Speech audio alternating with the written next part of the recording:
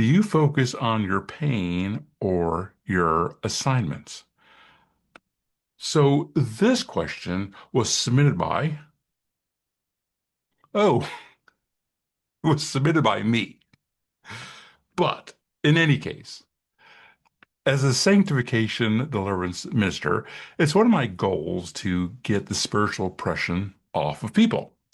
And in the process, I pray that my clients start to understand some initial spiritual mechanics as, how spiritual warfare works because most people are unaware. I can try to guide a person to help them realize that they have a calling on their life and that there's much more to our earthly life, much more, because we actually see our life backwards, but that's another teaching. I understand that most people seek deliverance because of their immediate trauma, their problems. Sure, pain hurts no matter what form it takes, whether that's emotional, financial, mental, spiritual, etc. And as you've probably heard, you know, this saying before, God whispers to us in our pleasures, speaks in our conscience, but shouts in our pains. And I think that original cliche may have been started by C.S. Lewis, I think. Regardless, most people are just concerned with getting past their immediate pain. But how many of you have also heard that if we don't learn our lessons, we'll have to go around the mountain again? Meaning, if you're ignoring the elephant in the room, the bigger problem, you may have to deal with that problem again at some point. If you don't cut out the weed at the root, it will regrow. Recently, a client and I dealt with a small demon of doubt that we didn't realize was causing as much problems as it was in her life. She actually saw this little demon. It was a little, pipsqueak of a demon. However, in the spirit realm, don't mistake small for less powerful, because that could also mean that unclean spirit was very hidden, subvert, clandestine, under the radar. So we had dealt with, bigger, more upfront, unclean spirits before, but they would get away because of this smaller, unclean spirit. Longer story, I'm not going to get into all that for right now. The point I'm trying to make is um, that if we get so focused on getting rid of the pain as the primary objective, we may not actually learn what opened the door to the pain to begin with. Was it something we did earlier in our life? Was it a generational curse? Did somebody put witchcraft on us? Or many other things, ways that we can get spiritually oppressed. And sometimes I don't have the time to drill down, you know, to get to the root. But many times, if I have the time, I do like to make sure whatever door that was open that allowed the enemy to attack is closed. Sometimes it doesn't matter. Sometimes it does.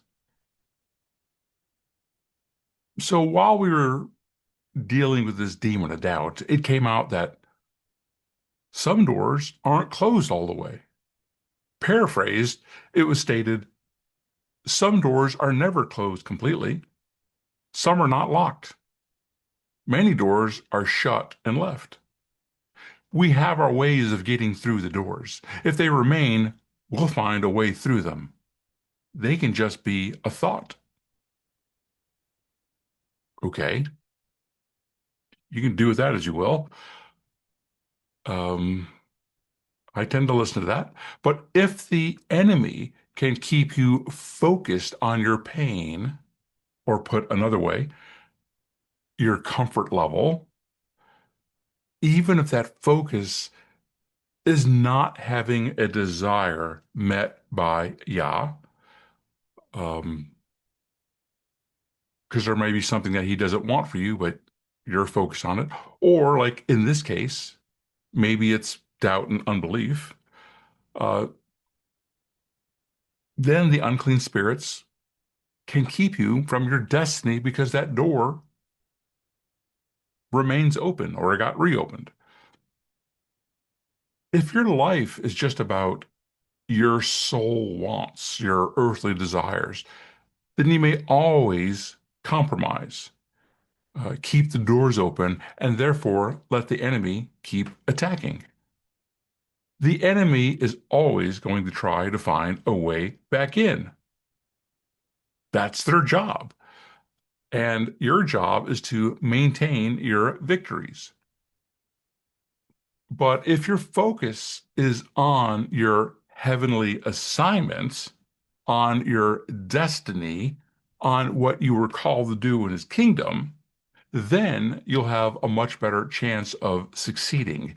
Because really, that's where you'll get your greatest joy, pleasure, sense of fulfillment, because then you're doing what he created you to do, and Father knows best.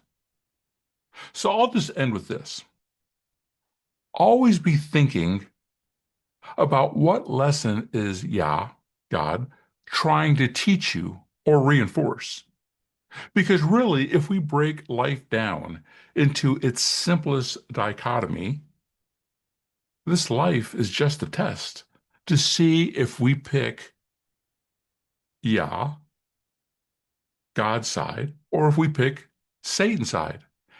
And then what level of blessings, rewards, or assignments, you know, do we get based according to our works? Oh, sorry. Did I hit a nerve with that last work? With that last word, which I said, which was works? Uh, yeah, I said it. Sorry. Um, and if that one kind of threw you off, just consider Job 7, verse 17, which talks about our testing. What is man that you should make him great, that you should set your heart on him, and that you should visit him every morning, trying him every moment? And so, much like in school, we get tested, we get graded. Because sometimes it's just not pass or fail. Sometimes it could be by degrees. And then Revelations 2, verse 23, which states, and I slay her children with death, and all the assembly shall know that I am the one searching the kidneys and hearts. I being Yah, God, of course, or Yeshua, Jesus. And I shall give to each one of you according to your works. I think that might be another quick video at some point in time, but for now, I pray that this blesses you. Shalom. This is Noe with Walk with Yah. And just remember, maybe your miracle could be next.